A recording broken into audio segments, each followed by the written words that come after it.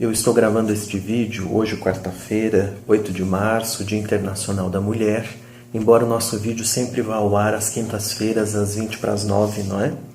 Mas resolvi gravar hoje porque eu não poderia deixar de fazer uma homenagem e uma pequena reflexão sobre uma data tão importante que é o Dia da Mulher. Nós sabemos que o ideal é que a própria mulher e as mulheres, em grupo e individualmente, tenham voz, que elas mesmas falem de si.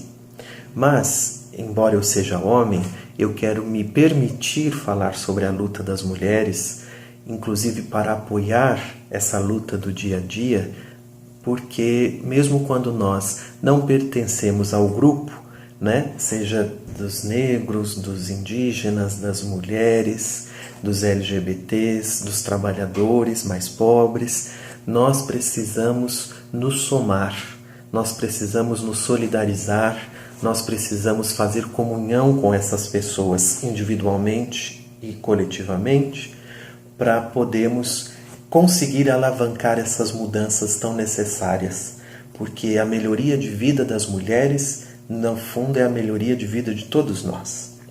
Infelizmente, a luta das mulheres ainda hoje é mal interpretada, como se as mulheres quisessem ser melhor que os homens, mais do que os homens, mandar nos homens.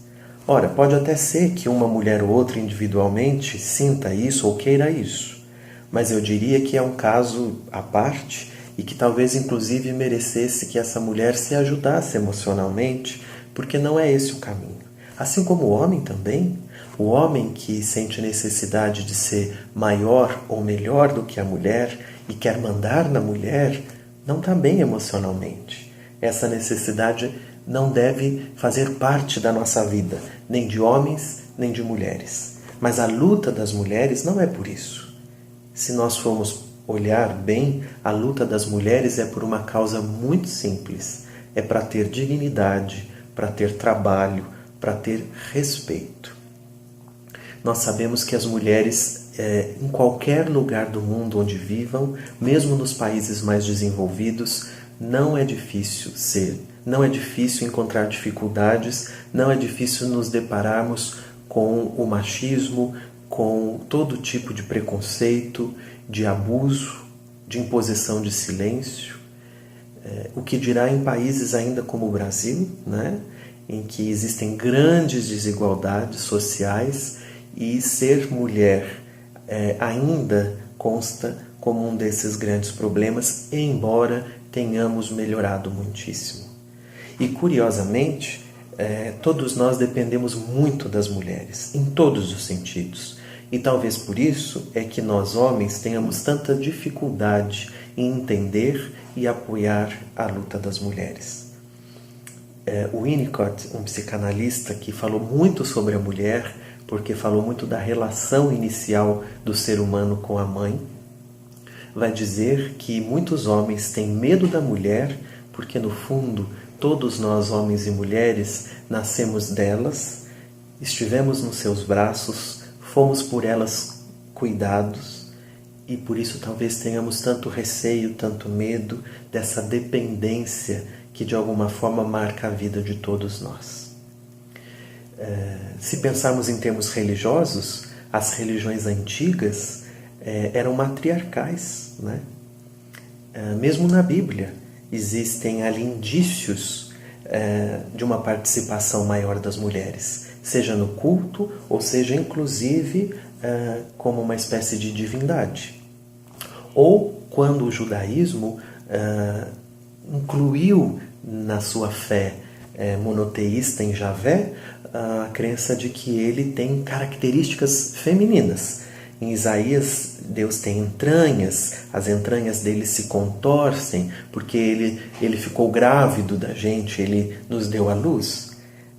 Mesmo Jesus, quando chama Deus de Abá, de paizinho, que era um termo aramaico de intimidade que os filhos têm dentro de casa, ele, na verdade, está se referindo a Deus quase com características maternas.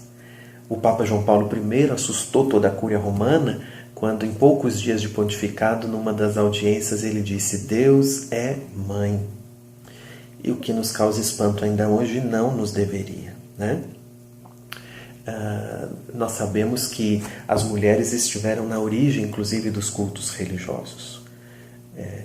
Então é importante pensar que mesmo na Bíblia, eu estou me referindo mais à Bíblia porque somos ainda um país de maioria cristã, as mulheres têm uma força incrível.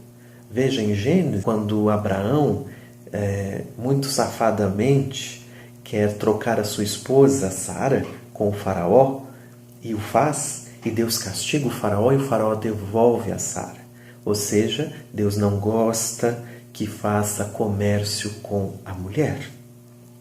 Ou a mulher do Cântico dos Cânticos, aqueles pequenos 8 capítulos maravilhosos em que a mulher é protagonista, ela não tem vergonha de ir atrás do seu amado, o que era absolutamente proibido para a mulher naquele tempo. E se formos olhar sucessivamente, a figura de Maria, mãe de Jesus, tão cultuada pelos cristãos ortodoxos e católicos, e mesmo entre os protestantes, embora não se tenha culto, ela é tida em mais alta conta. Basta ver o comentário de Lutero ao Magnífica.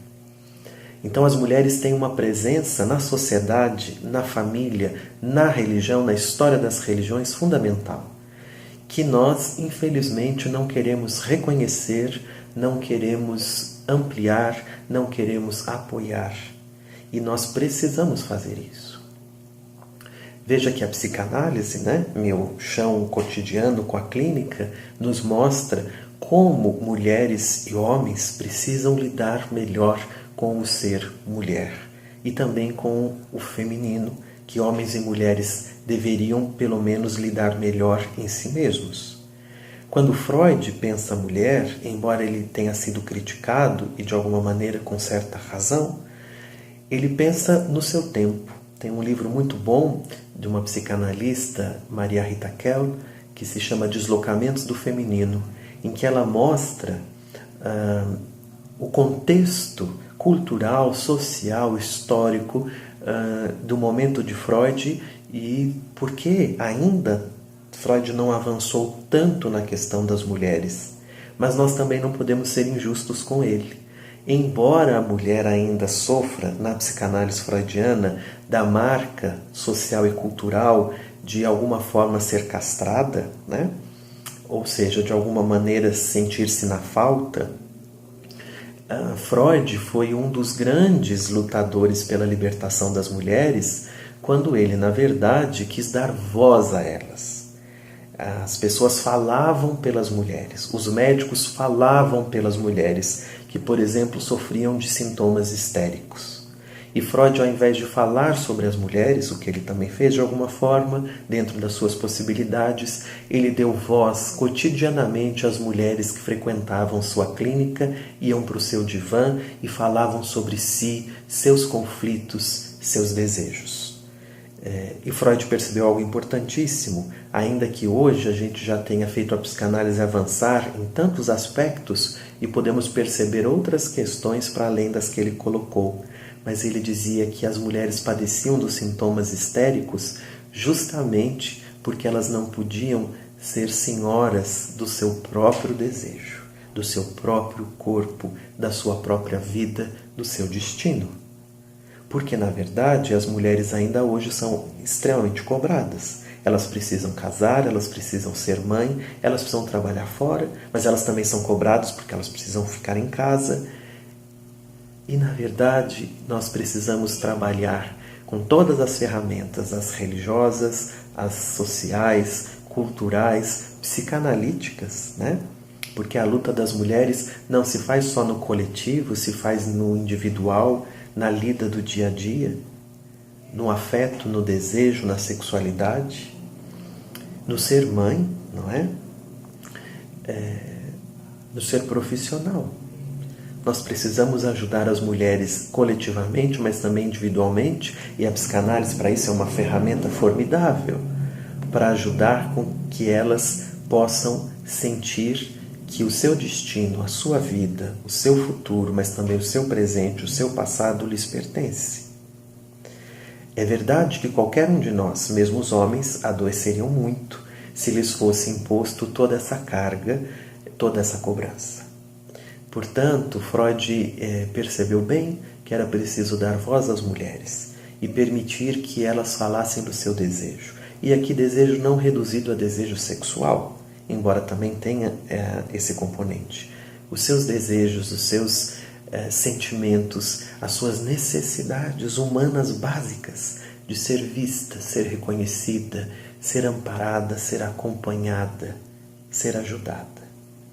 Então eu acho que para o Dia das Mulheres nós precisamos pensar e repensar o que nós, como pessoas religiosas, enquanto grupos humanos, sociais e culturais, enquanto profissionais, especialmente os da área de saúde, médicos, psicólogos, psiquiatras, psicanalistas, fazemos em prol da luta cotidiana das mulheres, que, como eu dizia, é uma luta por conquistar espaços do dia a dia. Não são grandes coisas, mas são coisas essenciais.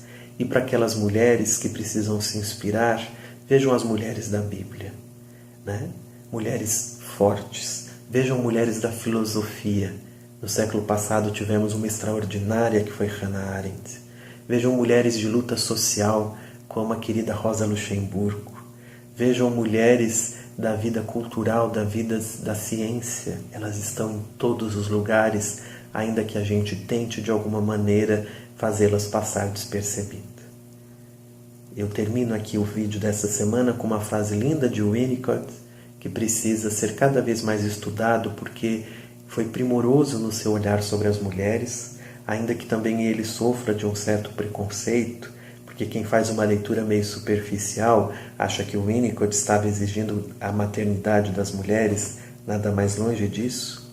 Ele só estava dizendo que nós nos fazemos humanos no colo de uma mulher. Ele tem uma frase linda que ele diz assim: as mulheres sempre foram e sempre serão. As mulheres nos transmitem aquilo que em filosofia se chamou o ser, né? Justamente porque elas nos aconchegam, nos acolhem, nos sustentam e nos fazem amadurecer para a vida. Então nós queremos parabenizar as mulheres, apoiar as mulheres, lutar com as mulheres, porque elas sempre são, sempre foram, sempre serão.